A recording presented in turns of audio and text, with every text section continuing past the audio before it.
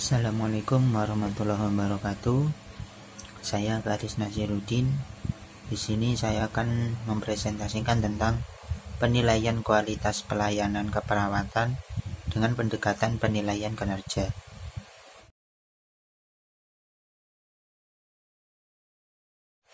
Yang pertama yaitu definisi. Definisi dari kinerja.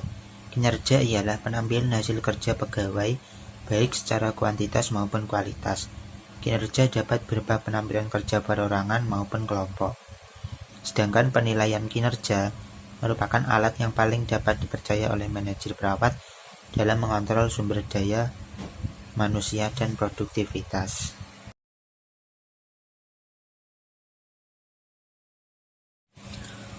Kemudian manfaatnya.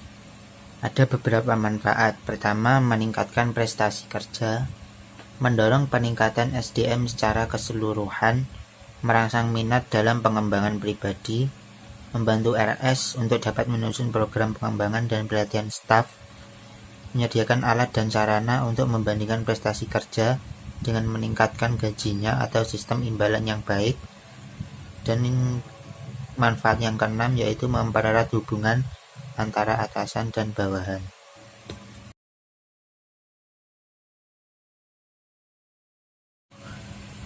Kemudian proses kegiatan penilaian kerja. Yang pertama, merumuskan tanggung jawab dan tugas. Yang kedua, menyepakati sasaran kerja. Yang ketiga, melakukan monitoring. Kemudian menilai prestasi kerja. Dan yang terakhir, memberikan umpan balik kepada staf atau karyawan yang dinilai.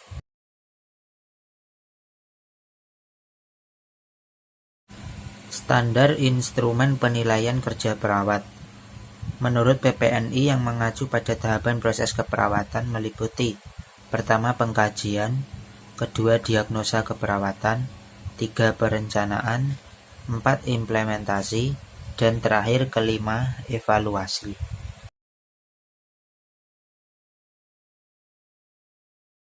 Kemudian, ada juga beberapa masalah dalam penilaian pelaksanaan kerja, seperti pengaruh halo efek dan pengaruh Horn. Yang pertama, pengaruh halo efek ialah tendensi untuk menilai pelaksanaan kerja bawahannya terlalu tinggi karena salah satu alasan. Kemudian pengaruh Horn ialah kecenderungan untuk menilai pegawai lebih rendah dari pelaksanaan kerja yang sebenarnya karena alasan tertentu.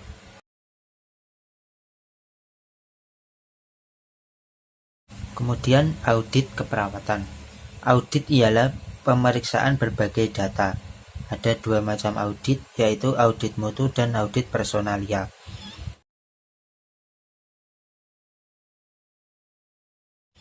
Pertama, audit mutu ialah suatu inspeksi terhadap ketaatan organisasi untuk mendapatkan standar mutu. Tujuannya menjamin bahwa prosedur quality control berada pada tempatnya dan ditindaklanjuti. Kemudian desain audit mutu didesain untuk menjawab 3 pertanyaan. Apakah organisasi mempunyai sistem mutu? Apakah sistem mutu diikuti? Dan apakah sistem tersebut efektif? Kemudian indikator penilaian mutu asuhan keperawatan. Pertama, input, kemudian proses, kemudian outcome. Input itu seperti M1 sampai M5. Kemudian proses adalah semua kegiatan dokter, perawat, dan tenaga profesi yang mengadakan interaksi dengan pasien. Outcome ialah hasil akhir kegiatan dokter perawat terhadap keadaan pasien tersebut.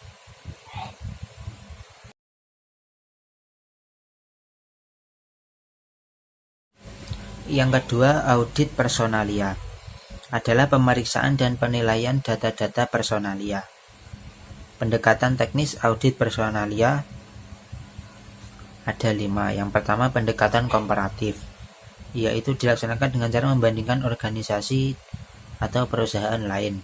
Yang kedua, pendekatan wewenang dari luar, yakni bergantung pada penemuan oleh para ahli dari luar organisasi. Yang ketiga, pendekatan statistik, yaitu dengan menggunakan data yang ada disusun standar secara statistik. Yang keempat, pendekatan kepatuhan, dilaksanakan dengan cara mengambil sampel elemen-elemen. Misal pelanggar peraturan untuk mengetahui kebenaran terjadinya pelanggaran tersebut. Yang kelima, pendekatan MBO, Management by Objective, dengan membandingkan hasil kegiatan personalnya dengan tujuan yang telah ditetapkan. Kemudian, laporan dari audit. Berisikan pertama judul, kedua daftar isi, 3 ringkasan, 4 masalah pokok, meliputi tujuan audit, analisis dan evaluasi, kemudian kelima kesimpulan dan saran, keenam isi, berisi data, fakta, pandangan, serta alasan yang merupakan dasar kesimpulan dan saran, 7 sumber data, yang kedelapan lampiran yang dianggap penting.